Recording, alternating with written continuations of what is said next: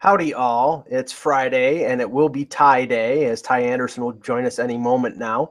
But we're going to do our pre-show. And Russ, I know how you love everything that is pumpkin spice. And I saw something on social media today that I have to ask you because it's sort of like there may be pumpkin spice may have some competition because apparently the new pumpkin spice this year is maple bacon. That everything is coming up maple bacon. Now there's maple bacon scented candles. There is a maple bacon brown sugar sandwich at Dunkin' Donuts. I mean, it's getting, I'm waiting for the maple bacon coffee, because we've had pumpkin spice lattes and stuff like that.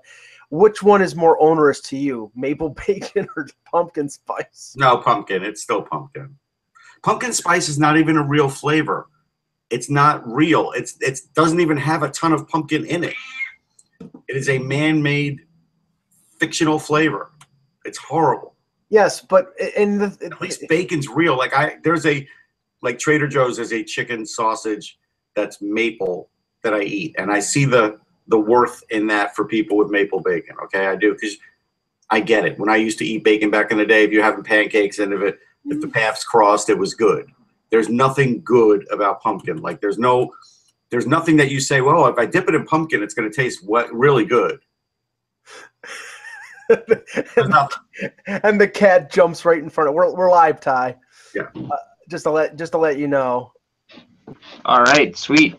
Yeah, and we had a couple pre-show subjects, and I had to go down the pumpkin spice road with Russ because he hates it so much. But I was reading this morning that maple bacon is sort of the new in flavor, that everybody's doing maple bacon this or maple bacon that. Donuts.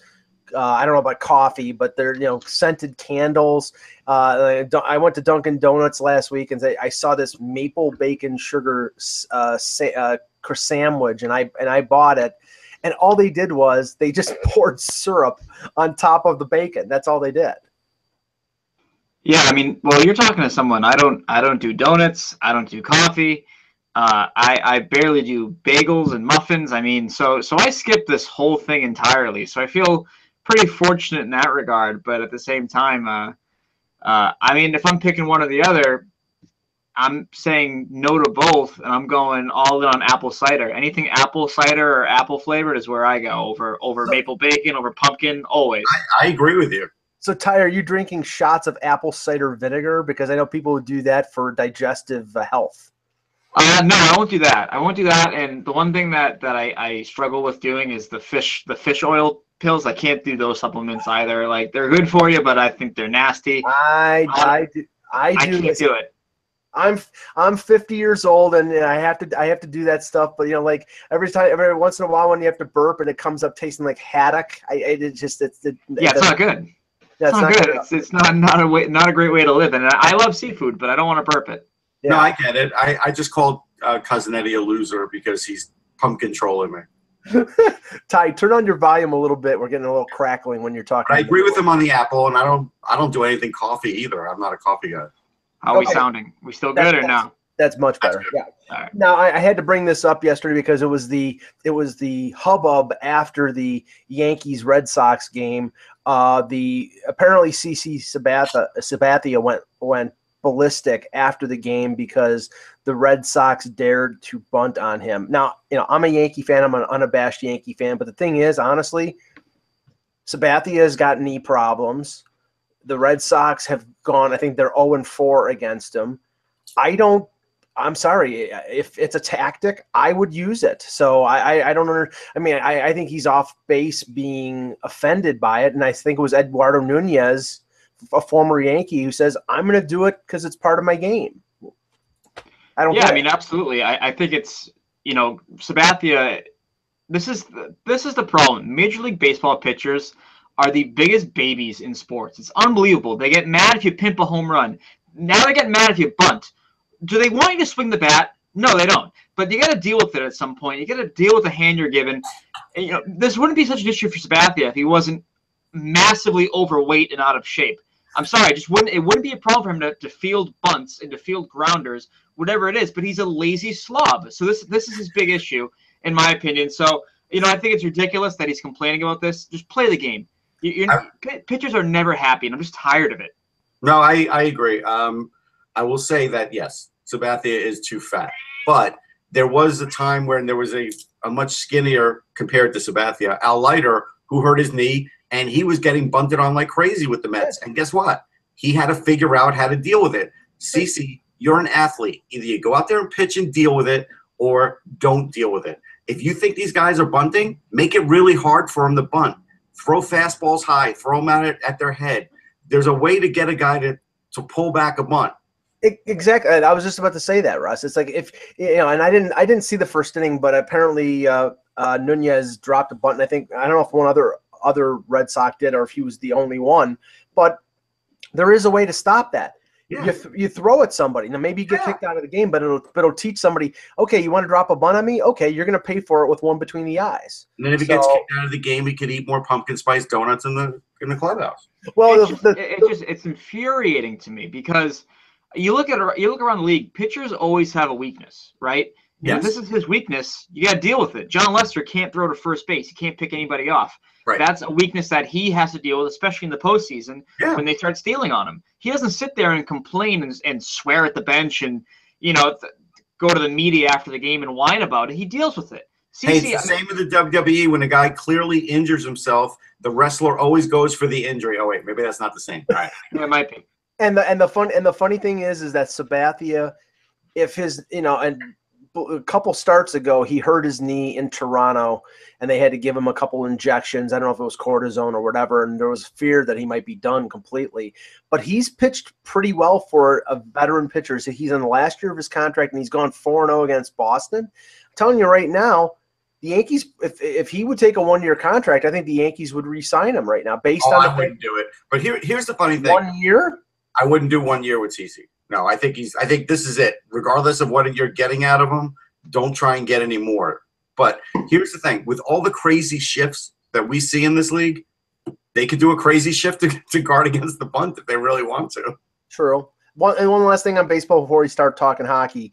Late last night, Houston acquired Justin Verlander from the Detroit Tigers, and he's got a monster contract for 2 more years. I've been assuming for most of the year, Ty, that the Red Sox were the favorite in the AL. But now, the Angels loaded up getting Upton, Trout's playing well. Houston gets Verlander to go on top of Keuchel and McCullers, and Correa's coming back. I think Boston's going to be severely challenged to get through the AL to get to the World Series. Yeah, I think so. Especially when you look at sort of the Astros and what their lineup can do. For the Red Sox, it does come back down to Chris Sale, Drew Pomerantz. You want to see these guys in the postseason. You want to see how they perform. I'm not 100% sold on their rotation being as dominant as it has been. Mm-hmm. I think their bullpen in a lot of ways is sort of overachieving at the moment. And you've seen some hiccups here of late with the bullpen blowing some leads, giving up some big hits, whatever the case may be. But ultimately, too, the one thing with the Red Sox that they have this year that they haven't had in at least 20 years, I honestly feel this way, is that they don't have a power hitting lineup. So they're going to have to win these games 4-3, 3-2, 5-4 at the very most, I feel. So you need to get that great pitching in October. And this is when I start to look at the innings pitched by a guy like Sale and by Pomerantz, and you start to wonder if these guys can hold up and still be as effective in October when they're looking at over 200 innings. I think Sale could hold up. He's a pretty good horse. Pomerantz a different story. That's the one I'd worry about. I think Sale's fine. They probably need Porcello to recapture his Cy Young ability, which is he like 9 and 15? Like I don't know. Pitching better of late. Pitching better of late, but yeah. I'll tell you one thing though. John Lackey good? Is that what he's pitching? They have potentially the best defensive outfield in baseball. Yeah. I mean, Betts and Bradley and Benintendi are pretty damn good. All right, let's start talking about hockey here. Roll. Okay. Hello, Hockey World. Today is Friday, September the 1st, 2017. And I'm Ty Anderson. I'm Russ Cohen from Sportsology, and I'm really taller than Ty, but for some reason he looks taller because in this chair it's like propped up. Yeah, I know. I'm probably sitting on 3 books, but you would never Sitting know. on a phone book, and I'm Michael Agello, and this is the Hockey Buzzcast here on HockeyBuzz.com. Well, okay. Thankfully, we've reached the month of September, a month with hockey in it. So, we were a couple weeks away from training camp. We will preview the Boston Bruins today, thankfully, with Ty here. So we'll get a more in-depth look of that storied franchise. But there are a few news and notes here. And, we're going to be hearing about players getting invited on PTOs over the next couple weeks before training camps open. I didn't expect this name to come out, Russ. Ryan Malone. I thought Ryan Malone was gone the way of the dodo bird, but Ryan Malone, 37-year-old, former Penguin, former Tampa Bay Lightning, had a PTO with the Rangers a few years ago. Yep. He gets a PTO from the Minnesota Wild. Now, is this just a case of, Bruce Boudreau and Chuck Fletcher doing a favor? It seems that way. I mean, look, he's not the oldest guy. He's 37, but when's the last time he was good? I mean, he played 6 games for the Rangers, and so I guess he did sign that. They were so forgettable for me. He was a -4 with no points. Like, I forgot he even got in the lineup, I'll be honest. Yeah, I think it was a termination waiver thing. That's what happened. Yeah, that's what it was. It was a termination waiver thing. And that was in 2014-15. I mean, so, like, he's not any faster since then. So I think his chances are slim. Now, Ty, Chuck Fletcher was an assistant GM in Pittsburgh, and I think he was the assistant GM at the point when Malone was in Pittsburgh. So maybe that's the connection. I mean, if his speed has declined as much as Russ has indicated, and I would assume it has, because he was slow when he was playing with Tampa Bay, this is simply just a favor being done. I don't think, I would be surprised if he gets anything more than just a look. Yeah, it is interesting. I think that we're officially hitting the weird point in the year where Ryan Malone, a guy who hasn't played in 2 seasons, is getting invited to camps before Jaromir Jagr. I just think that's funny to me that we're hitting that point. But with Malone, I think, it's interesting. This is old guy hockey right now. I mean, this is sort of similar to what you saw Jason Allison do with the Leafs back in, I believe it was 2009, 2010, where he had been out of the game for a year and a half, 2 years, and he came over, and he actually looked pretty good in training camp. So I'm excited to see how he plays, how he responds, how his body looks. But I'm not necessarily banking on Ryan Malone making the Minnesota Wild. I just think that that's too much of an uphill battle for him. If he's willing to go to the AHL, maybe his career continues. But, I mean, you can't go into this expecting you're going to get the 50-point Ryan Malone that you had a few years ago. It's just not happening. Well, there's some speculation that, maybe what's going to happen here is that he signs an AHL contract. And if he signs that, maybe this is, Olympic, it has Olympic connotations, that maybe he would want to play in the Olympics in South Korea, and he could do that if he plays in the AHL and gets 40, 50 games under. Now, we know that the Olympic game is on the Olympic ice surface. We know that speed is something that you need, and we're already saying that he may be too slow for the NHL. But I think there's room on some of these teams for these older players, because there's not a lot there for these countries to really draw from. But him on a bigger sheet, like, it just doesn't seem like a good fit. I know, but at the same time, do we think Rob Klinkhammer is a great, guy for Olympic ice? Do we think that? No, but if I match him up, I bet you he's faster than Malone. Oh yeah, probably. But I think that at this point, I think that some of these guys, they're maybe seeing this as an opportunity just to show off their skills. Like, it's not going to happen. I know it's not going to happen. But I mean, wouldn't it be hilarious to see Tim Thomas go out there and back up Team USA now? I want Tim Thomas. At 44 years old, whatever it is now. He's 42. I've been lobbying for Tim Thomas for a month and a half. That's what I want. Yeah, he has. And Malone he's an American, so it would be Team USA, not Team Canada. We've been talking, Ty, we've been mentioning guys like Shane Doan and Iginla, and we'll talk about Iginla in a minute here, but about how if they don't get one-year contracts from NHL teams, maybe they go the route of playing internationally and then do that do what Brian Bellows did a long, long time ago, or the other play, or like Matt Sundin did a few years back, where they come back after the Olympics, or they come back after sitting out for a while and play a shortened season. I think that now, I don't think with Malone, I think if the gambit here is Olympics, it's probably just play in the AHL and take a spot up just to get some games played. But I'd rather have Sam Mayday Malone. That's just me. Okay.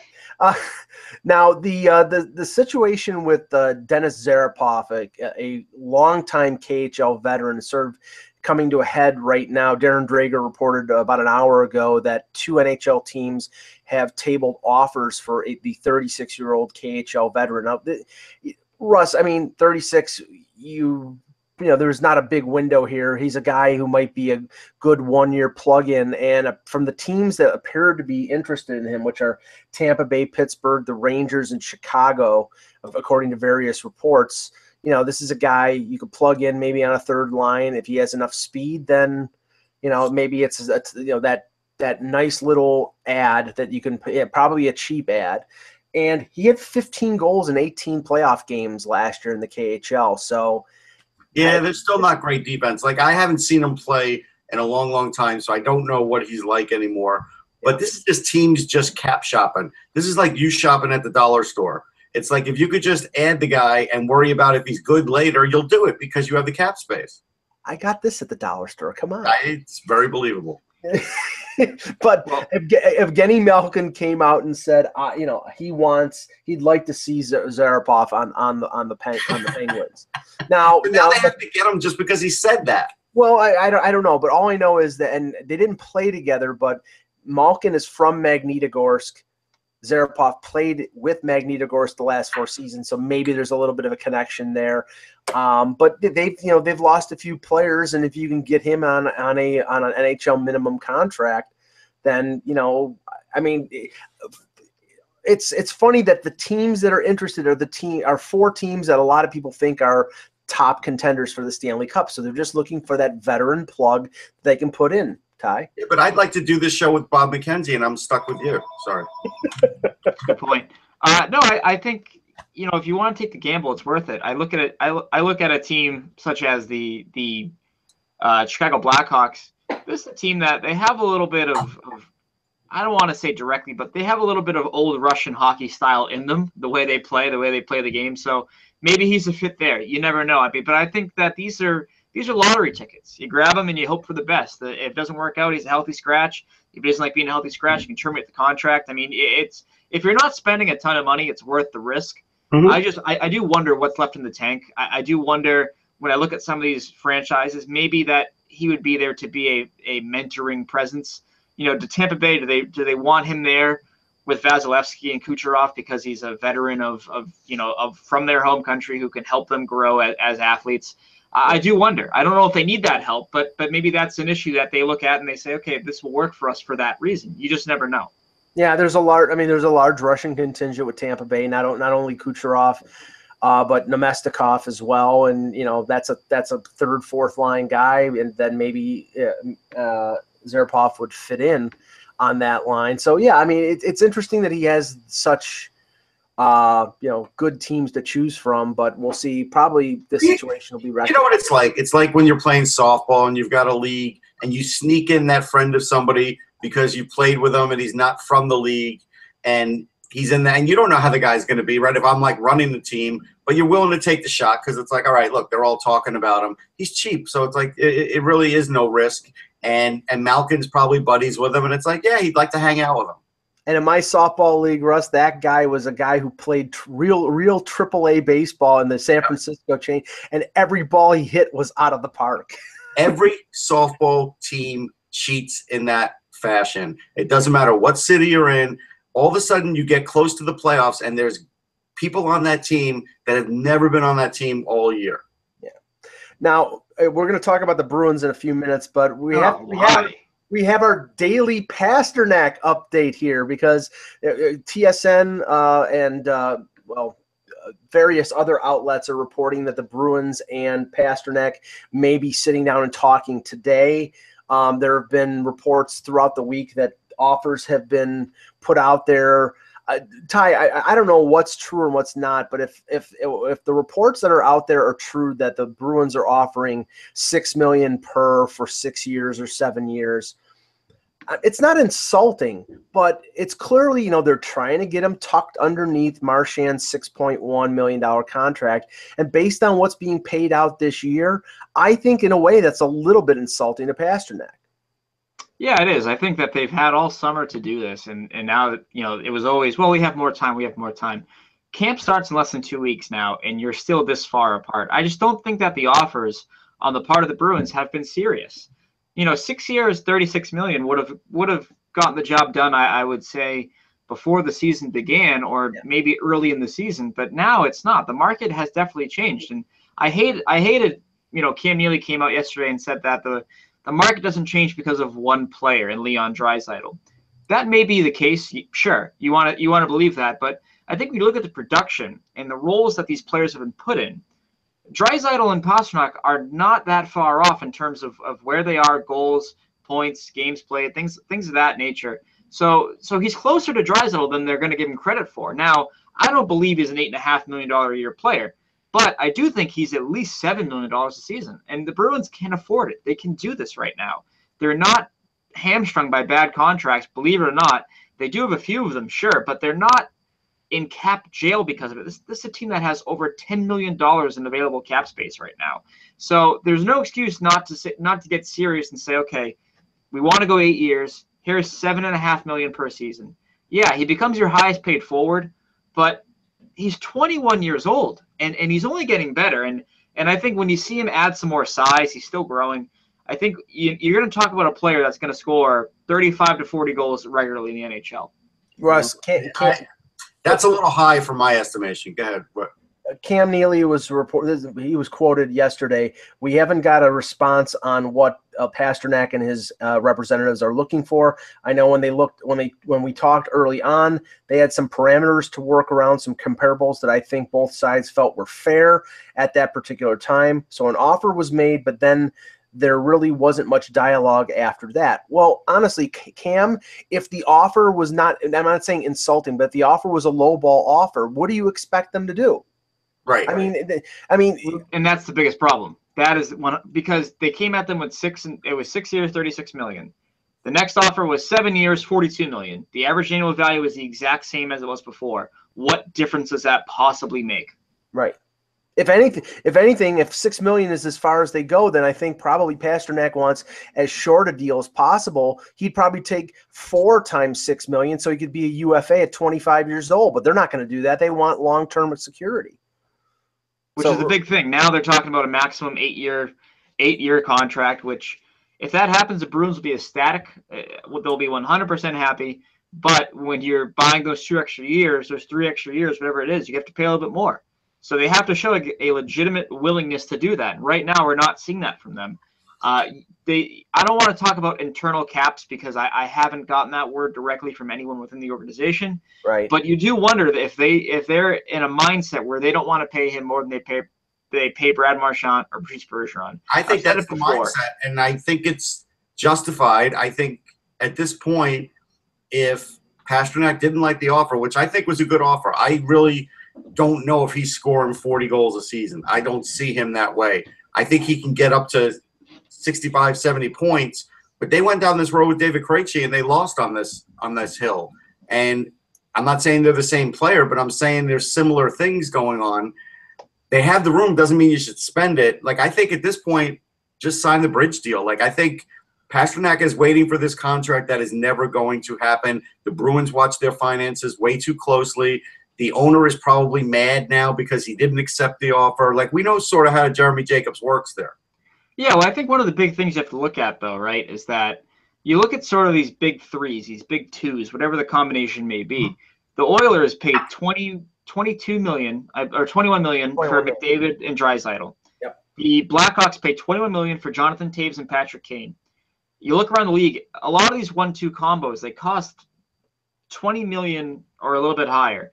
The Boston Bruins have the prime years of Brad Marchand and Patrice Bergeron locked up for $13 million in total. So yeah, but you know having that allows you to have that extra wiggle room where you can afford to give a guy big money. And I just hate the idea that we're going to sit here and say that, well, Pasternak hasn't proved enough. We don't think he's worth big money. But that the same front office is okay giving a 33-year-old David Backes $6 million a year for the next 5 years. It's just it's weird to me. It's just a weird dynamic. Well, here's the thing, though. If you were playing NHL Open Ice, you would probably pick the Pasternak-Marchand, duo like 6th or 7th on the list compared to some of these other guys in the league. Like Draisaitl and McDavid is a better overall duo, right? Even the players by themselves are better than the Bruins players. So it's like, just because they've gotten that money doesn't mean I want to pay that salary the same way. Same with the Hawks. I mean, those guys are more talented in my eyes. Yeah, sure, but here's the thing, right? With the Bruins is that Marchand, Bergeron, Pasternak line is probably the best in hockey last year. I mean, they dominated the puck. They controlled scoring opportunities from the left, the middle, and to the right. I mean, and you put them out there with Torrey Krug.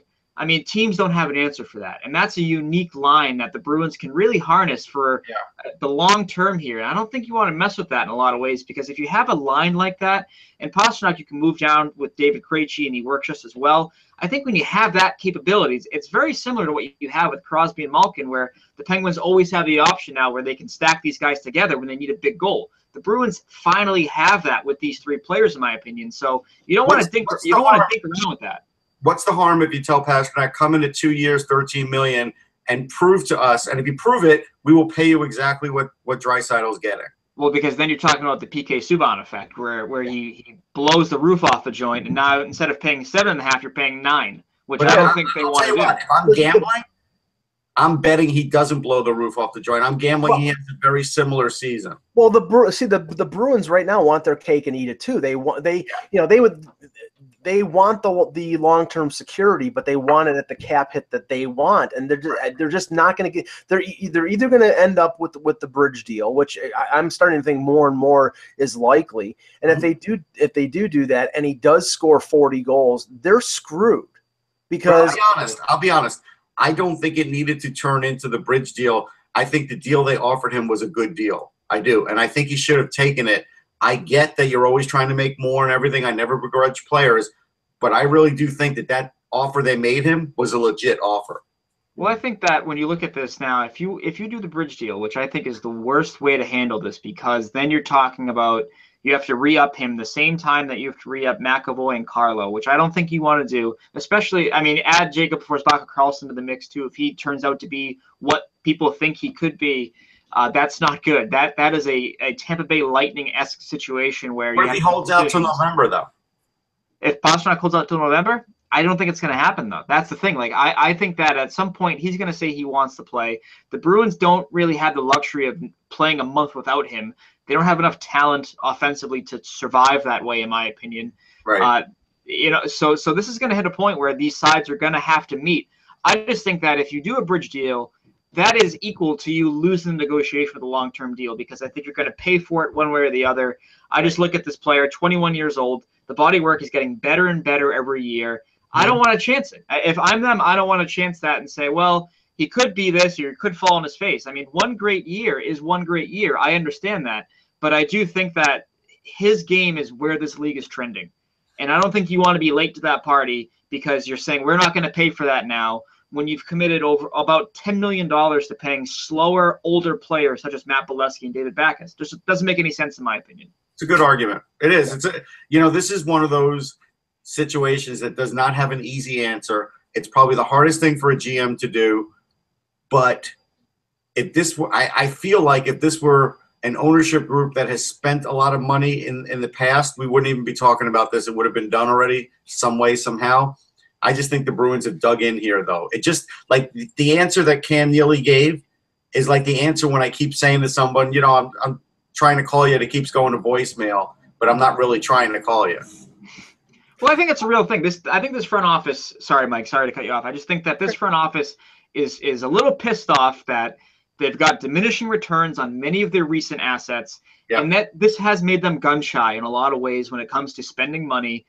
But here's the difference. You're talking about a 21-year-old kid versus aging defensemen like Dennis Seidenberg, who was bought out, a bad fit in Jimmy Hayes, also bought out, and older players that are slower, like Backes and Bolesky, like we've talked about. Did they get their money's worth out of Zach Ronaldo? Just asking for a friend. No, absolutely not. And so I think that sort of what you're talking about is coming from above, where the owner is saying, listen, we've shelled out assets and money out the wazoo, and we've made the playoffs once in the last 3 years. Why is this happening? What do we do to fix this? So I think if you're the ownership, if you're the CEO, and you hear, oh, Pasternak wants $8 million, he wants $7.5 million, you're like, wait a minute, no, we're spending over $3 million on buyouts alone. Now we're going to add this guy to, so I think they're naturally a little gun shy. But if there's a player to go above and beyond for, when you look at the long-term scope of this franchise, I do think that Pasternak does fit that bill. For me, it's both him and McAvoy. Those are the two guys that I would spend big on because they are the building blocks of your future, in my opinion. Well, we may as well jump into the preview. Yeah, we're pretty much starting. I think we already were. Yeah. Okay. So now, the Bruins last year were 44-31-7, 95 points, third in the Atlantic. They lose in 6 games to the Ottawa Senators. They fired Claude Julien, bring in Bruce Cassidy as the coach. Now, if you look at Dominic Moore's gone, Colin Miller's gone, Drew Stafford, John Michael Lyles, Joe Morrow. They buy out Jimmy Hayes. If you look at what they're bringing in, it's all youth, Ty. It's all Forsbacka Karlsson, possibly Anders Bjork, probably Charlie McAvoy. This is a franchise that is promoting their youngsters, and there's a lot of them. Yeah, absolutely. It's funny, when July 1st was sort of looming, they were in on some veterans. They were in on Trevor Daley. They were not willing to go 3 years on him, which is why he went to Detroit. Better deal, more money, more security. They were in on Dominic Moore. Dominic Moore decided to go to the Maple Leafs instead. So I think once that happened, they sort of said, well, screw it. Let's embrace the youth. Let's see what we got. And we'll leave ourselves some space for the deadline. If something doesn't work out, we have a need. We have the assets and the cap space to make that work. So, and they're also playing the game where they're waiting out a lot of these veteran free agents, see where they're going to land. I know Drew Stafford, their plan was to have him in on a PTO. Obviously, he signed with the New Jersey Devils, so that's out the window. But they sort of, I think once their big fish fell out of frame, they said, well, let's just embrace what we have right now. So you look at their free agent additions, it's Kenny Agostino, who was an AHL MVP a year ago. Maybe he gives you something, maybe he doesn't. At the very best, he's your third-line scorer. At the very worst, he's in the AHL another season. Who really cares? Not big money either way. Paul Postma is another guy. Agostino has some speed. I think he might surprise people. Yeah, it wouldn't surprise me because they have a number of openings on the left side. I think especially if Bolesky struggles, if Toronto's hurt, things like that, they have to sort of take into consideration. So looking beyond that, Paul Postma is a right shot defenseman. He sort of replaces Colin Miller as an extra body that they have back there. Postma has been skating the left side a little bit this summer, trying to learn how to play both sides. Tough transition if you're an older defenseman, I know. He's not super old, I get that, but still not really something you can do overnight. So it'll be interesting to see how he fits into the mix. But I think what you're looking at right now is you're looking at a team that they understand their situation and they're going to try to make the best of it. I think that if their defensive game is the way that it should be, with many of the returning faces from a year ago, there's some continuity there. There's some progress there with Carlo and McAvoy. I do think that this team will be a bit better defensively, which will ease the burden on Tuukka Rask to stand on his head every single night. They're better defensively, there's no doubt. I think McAvoy is poised to have a really great year, will be a Calder candidate, probably a finalist. I think after spending a fair amount of time with Bork at the rookie showcase, I think he's going to make it. I've seen just a 5-pound muscle difference just from the end of his college season to now, and he definitely has the mindset, and he's got chemistry with McAvoy. So I think there's a good chance he will make it. I think Agostino does have a chance to make it. I don't know about third line. They may have to put him on the fourth, jostle somebody else. But he's a pretty hard-nosed guy with a pretty good body and good speed. Does have a little scoring touch. I think if he gets a chance, he could do something. I'm still worried about that backup goalie position.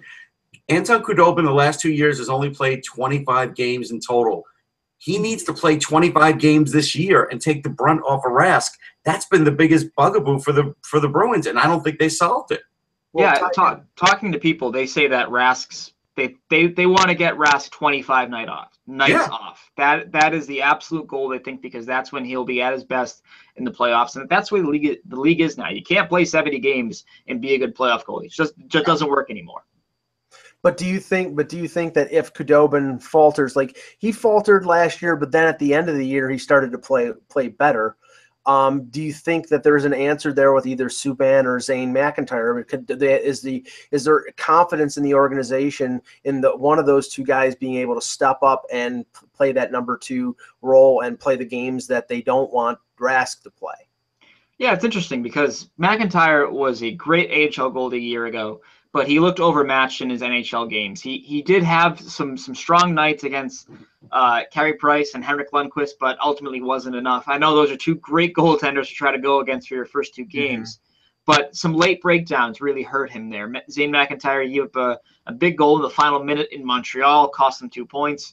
About a minute, 5 seconds left in the game, tie game. That hurt him. But he also wasn't put in the best situations. I think when you look at his starts and his appearances, a lot of relief duty, a lot of short rest, quick call-up, things of that nature. So I don't know if he's a long-term answer just yet.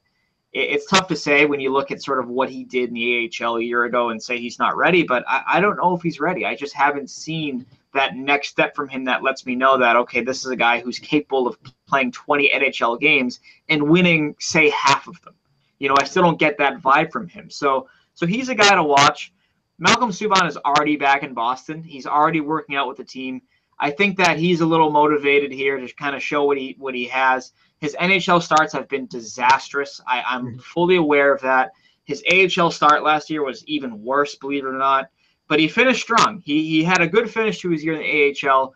I think he opened some eyes in the organization that said, okay, maybe he's not a lost cause. Maybe we can see what we get out of this guy. So he's a guy I'm going to watch in camp really closely to see what he can do. But listen, this job is Anton's to lose. I think the year is going to begin with him as your backup goalie. But if he begins the year 1-5, 2-6, and his save percentage is .885, I wouldn't be surprised if they make the call and bring up one of these guys because they haven't been afraid to do it before. So why would this year be any different, in my opinion? I think if he were Mike Babcock's goalie, he'd last 4 games too. Yeah, Jonas. I was going to say he's caught Jonas Enroth disease. Yeah. Well, okay. Here's the other thing, though. If I'm playing for an opposing team and I'm a scorer and I see that Khudobin's in there, I'm thrilled. He's 5'11". I'm telling the whole team, just keep shooting high, guys. We're going to get a few against this guy. I don't know if 5'11" cuts it anymore in the NHL. The thing about Subban is he is a great athlete. And he definitely can do everything a goalie does. I think it's just between the ears with him. And if he does get mentally stronger, I think they will have something in him. McIntyre, I just don't think he's ready, but he could be a guy. But again, I just think this is a weak spot. I do.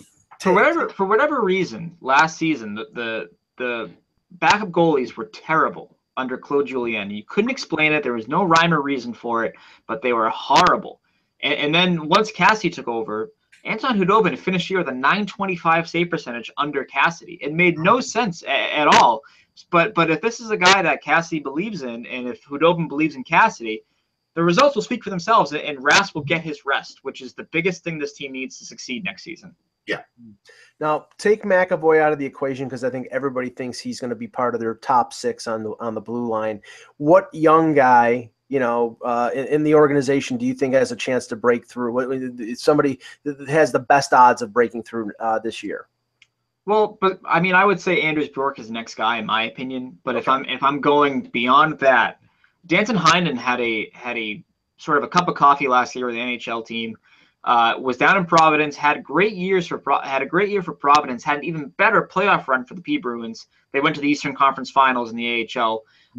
So Heinen is a guy that I would watch because he can play center, he can play left wing. He's even dabbled a bit on the right side, I believe, as well. So having that versatility, having those options, I think are key for the Boston Bruins and what they want.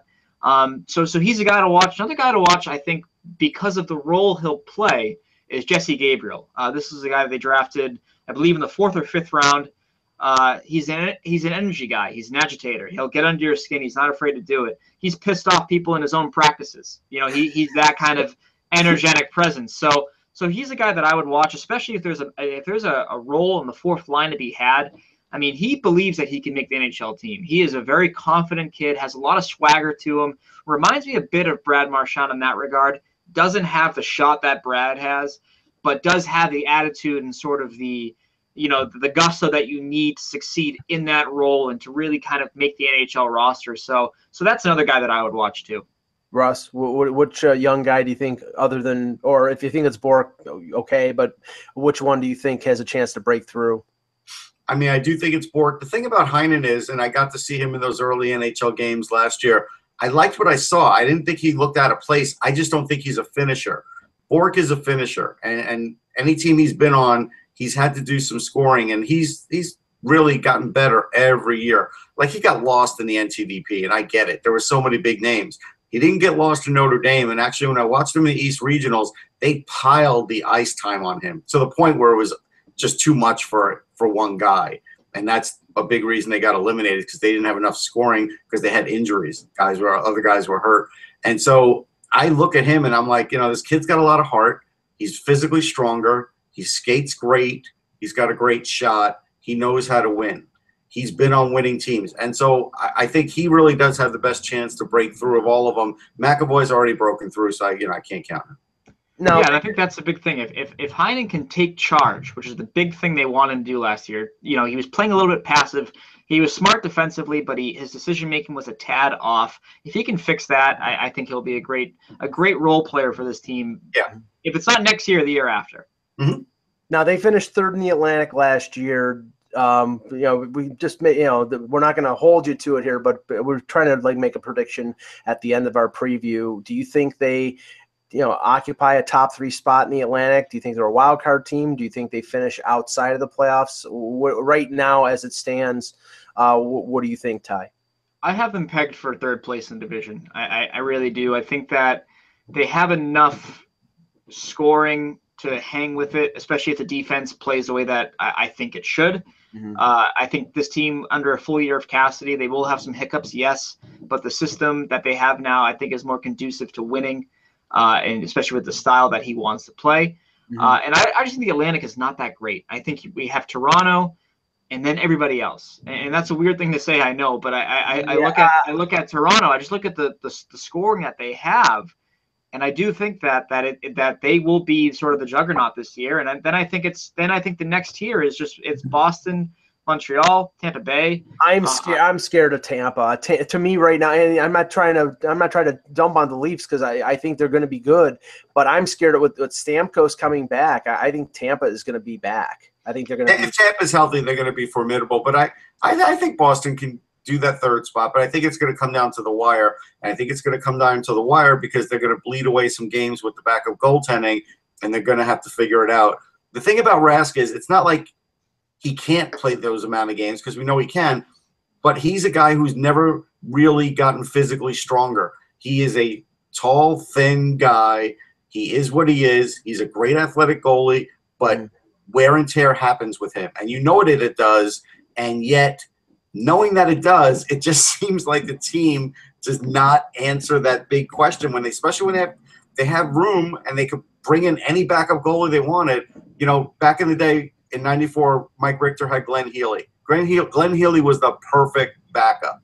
And Richter was another guy that if you played him too much, and he would want to play, he'd want to play every game. But if you played him too much, he definitely would wear down. And that's why they brought in a guy like Healy. They didn't bring in a guy like that for the Bruins. Khudobin is not that guaranteed backup goalie. I'm going to give you a great game every game. Now, he might finish strong or start strong, but we don't see full seasons out of him anymore. That's So here's the thing with the Bruins schedule, right? They need to bank away points early. You look at their schedule at the beginning of the year. They open against the Nashville Predators, which will be a tough night for them, I'm sure. But then you move beyond that. They have Colorado, Arizona, Vegas, Buffalo, and I think I'm missing one. The Canucks. That is the easiest schedule that anyone can get to open a season. If they don't go 6-1, 5-2, they're in trouble, I think, because with Vegas, end of the year, it's terrible. The end of the year, the schedule is horrible. They're on the road constantly against great teams. So with Vegas, you're playing Khudobin then? I I would believe so. Yeah, I think you'd sort of. I look at the schedule. I think he gets one of those Colorado games because they're a disaster.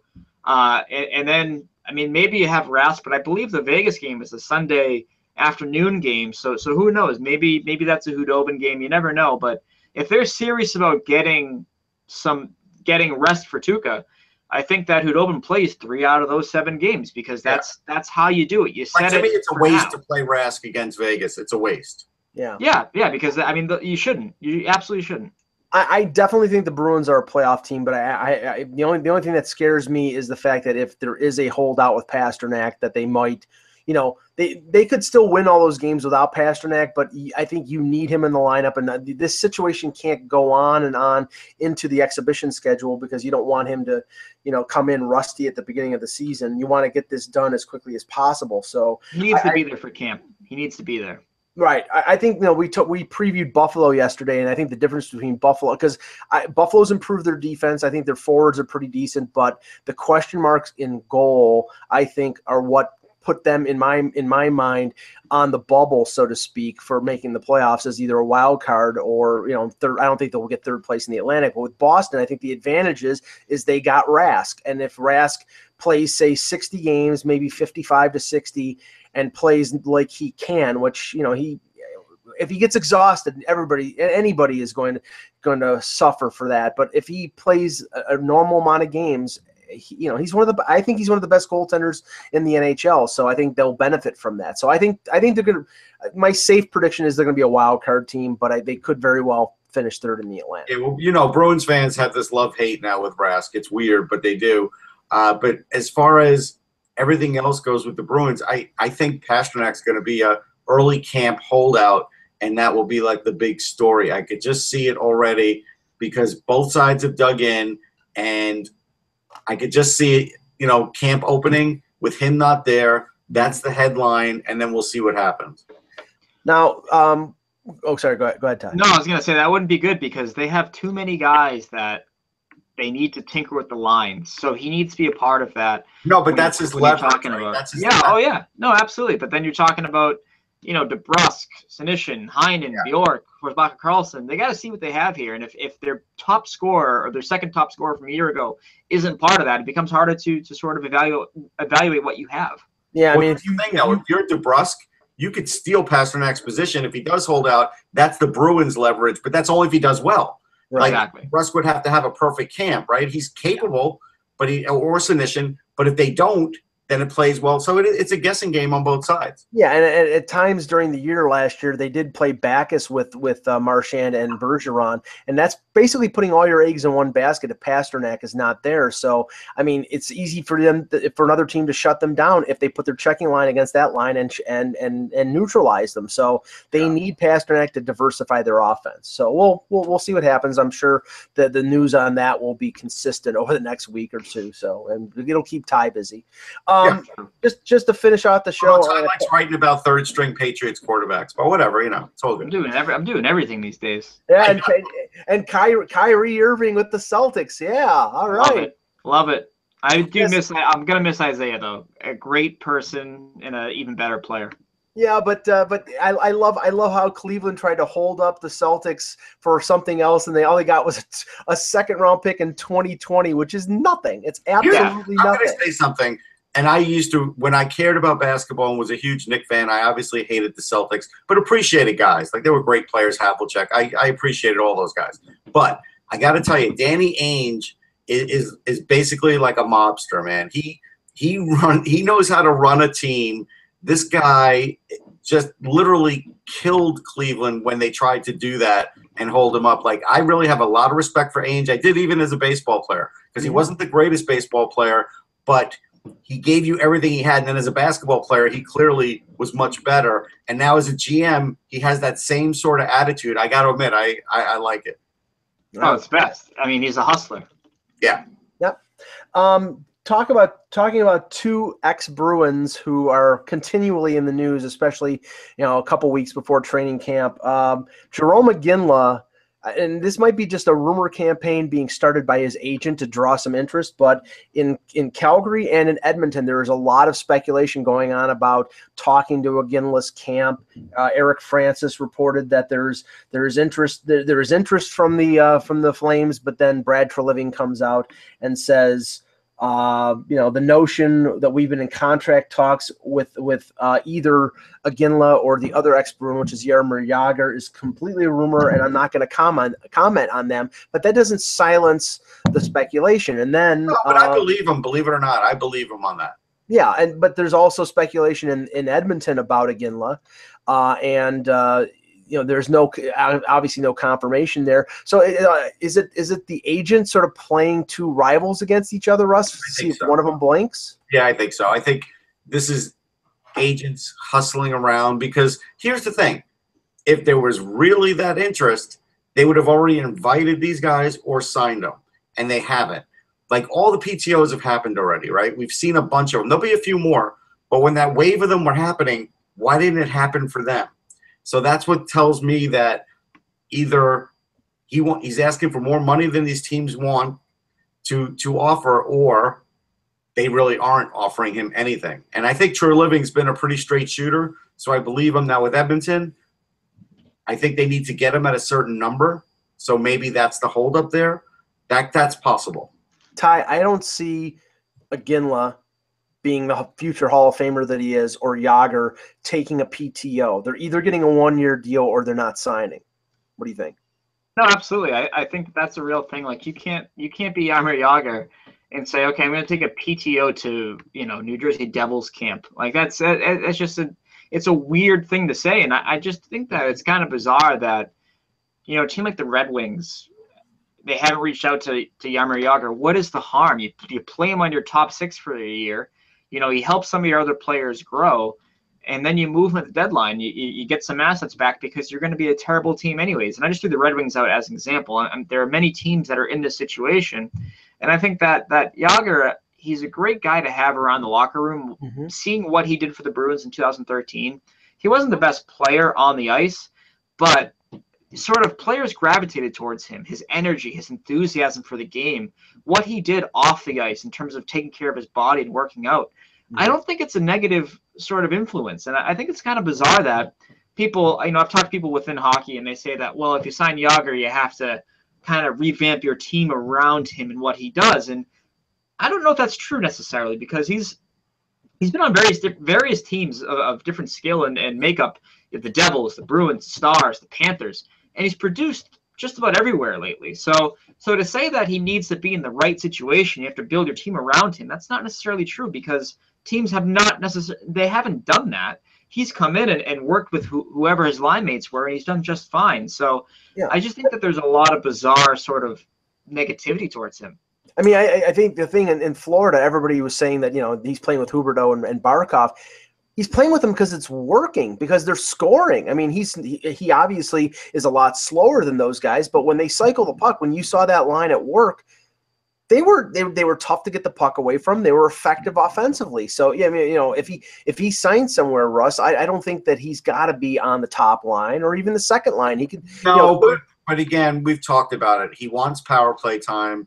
He does want a certain amount of ice time, and if you bring in Jagr and all of a sudden you see that his skills have diminished and you can only give him 10 minutes a game and no power play, he is great with everybody, but I think he still would sour on that. And I think teams are afraid of that. And I think that's why you have to basically know exactly what you're going to do with them, tell them exactly what you're going to do with them before you bring him in. Because I just think like, if you bring him into a team like it's a stacked team, like let's say Toronto.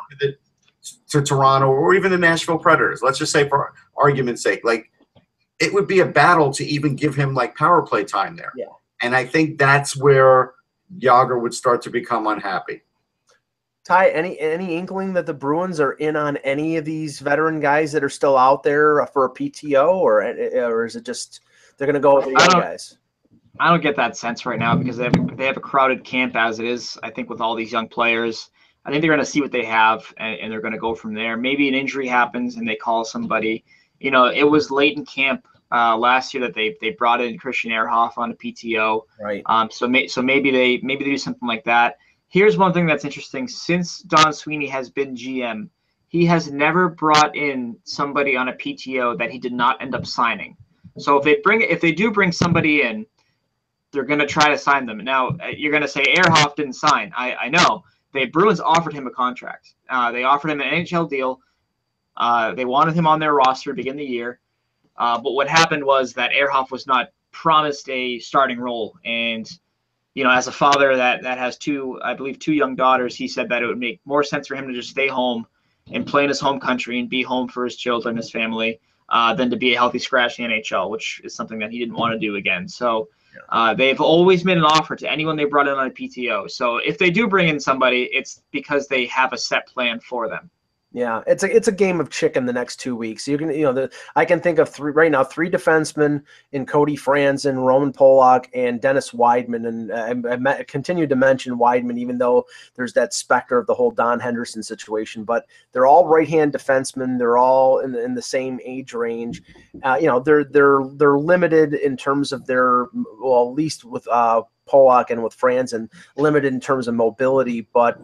They were in the league last year, and there were some high points to both of their games. So I think they're playing a game of chicken right now to see where they can get a 1-year contract from somebody. If they can't, then I know Franzen has supposedly been offered a PTO from at least 2, maybe 3 teams. So that may be where that goes. But I think at some point he'll narrow it down and just go into camp. I don't think he's getting a contract offer. Probably not. I'm convinced that Toronto is going to extend a PTO to one of the defensemen. It would make sense Polak because Polak was with them last year, or they just sign him to a 1-year contract. They have the room to do that. So we'll see. But good show, guys. We will be back now. We'll be off on Monday for Labor Day. We'll be back on Tuesday. Most likely at 1 p.m. on Tuesday, but stay tuned. We'll make sure we tweet it out. For Ty Anderson, for Russ Cohen, I'm Michael Agello. Thanks for watching, and remember, without the buzz, it's just hockey.